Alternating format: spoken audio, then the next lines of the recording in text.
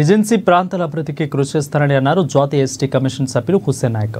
మహబూబాబాద్ జిల్లా కొత్తగూడ మండలంలోని గుండంపల్లి గ్రామంలో ఉన్న కాకతీయుల కాలంలో నిర్మించిన పురాతనమైన శివాలయాన్ని అధికారులతో సందర్శించారు.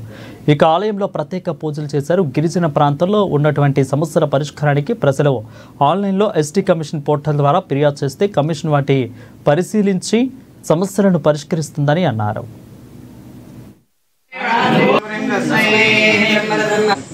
అది కమిషన్కి ఇక్కడ ఉన్న ట్రైబ్స్ కంప్లైంట్ పెట్టినట్టు ఆ కంప్లైంట్ని మేము స్వీకరించుకొని సదరు డిపార్ట్మెంట్ అది నేషనల్ ఉండొచ్చు, స్టేట్ ఉండొచ్చు, ఏదైనా ఉండొచ్చు, నాగనాయుడు వాళ్ళని పిలిచి దీని గురించి దర్యాప్తు చేసి ముందు ఇది ఎండోమెంట్కి వస్తుందా, ఇంకేం దాంట్లో వస్తే దీని బాగోగులు ఏం చేయాలి, ఏం చేస్తే బాగుంటుంది, వీళ్ళని పంపిస్తారు. డిపార్ట్మెంట్ని పంపించి ఒక 2 to 3 monthsతో ఖచ్చితంగా దీని మీద నివేదిక ఇస్తారు.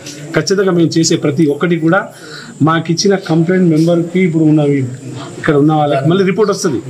మళ్ళీ మేము రిపోర్ట్ పంపిస్తాం. ఎప్పటికప్పుడు ఇది ఏం జరుగుతుంది, ఏం నడుస్తుంది, కమిషన్ ఏం మాట్లాడుతుంది, వాళ్ళని పిలిచి ఏం మాట్లాడిందో కూడా వాళ్ళ విత్ రైటింగ్లో వస్తుంది. అంటే మిగతా వాళ్ళు వచ్చిర్రు దండం పెట్టిర్రు, మాది అలా ఉండదు.